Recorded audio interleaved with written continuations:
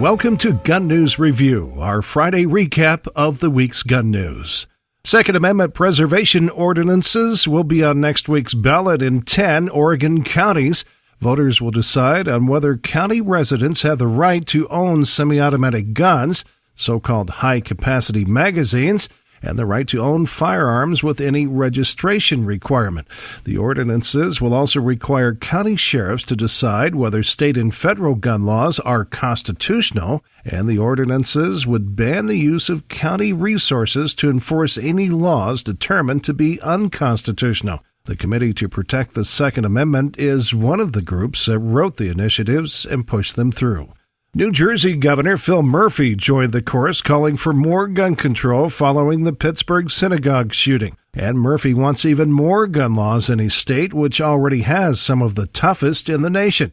Murphy is urging lawmakers to introduce new bills to fight gun trafficking, require photo ID to buy ammunition, and force retailers to carry so-called smart guns.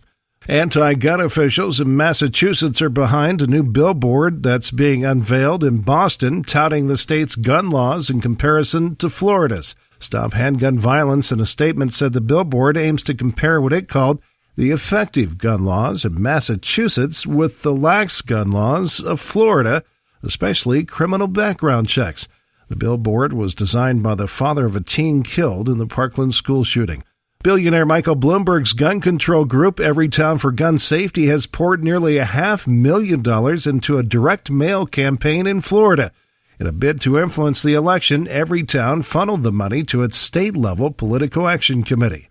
Kentucky Senator Gerald Neal has filed a bill ahead of next year's legislative session that, if passed, would make it a misdemeanor to recklessly store a firearm. Reckless storage in the bill is defined as a gun that, if not on someone's person, is not stored in a locked box or is secured by a safety device.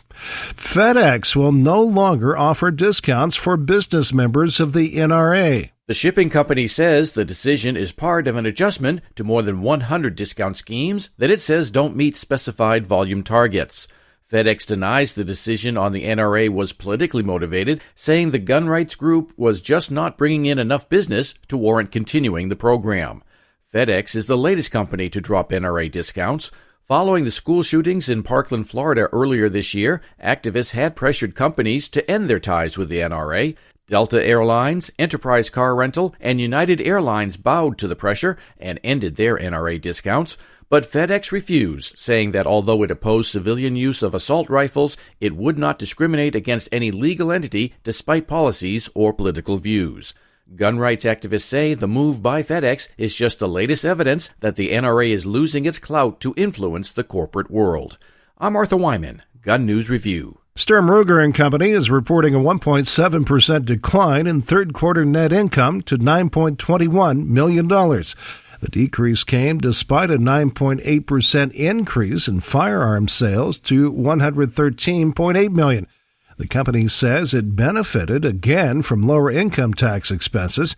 The main factor in the quarter was a 16.4% jump in Ruger's cost of products. The company also reported diluted earnings of 52 cents, down a penny from a year ago, and a quarterly dividend of 21 cents a share. You're listening to Gun News Review.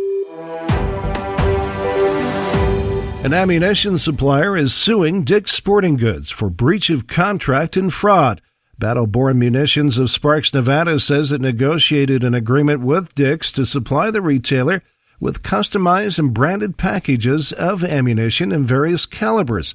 But Battleborn says Dick's refused to take delivery of the ammunition by the date it had agreed to, forcing the company to warehouse the ammunition at substantial cost.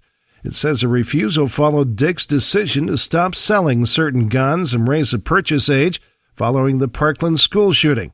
Battleborn says Dick's finally accepted the ammunition, but nearly a year later. The U.S. Army plans to transition to a 6.8 millimeter round for its squad automatic rifle. The new round would replace the 5.56 NATO round, which would mean two types of ammo for rifles on the battlefield, at least initially. They say it's more lethal and accurate than the old rounds and 10% lighter. About 100,000 rifles will initially be purchased.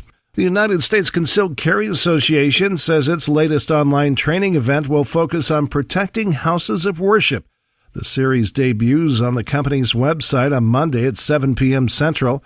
It will feature trainers leading students through scenarios with specialized equipment and will cover what to do when there's an active shooter in a church and what can be done to prepare. And Brazilians have elected a pro-gun president who has pledged to relax the country's firearms laws.